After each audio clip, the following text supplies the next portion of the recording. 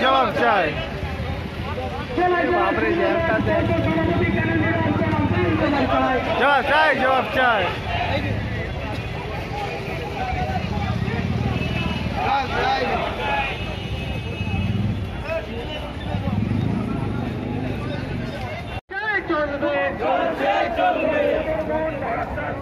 মুখ্যমন্ত্রীর দেখা নাই, শিক্ষামন্ত্রীর বার্তা নাই, তাই এই সংগ্রাম চলছে চলবে।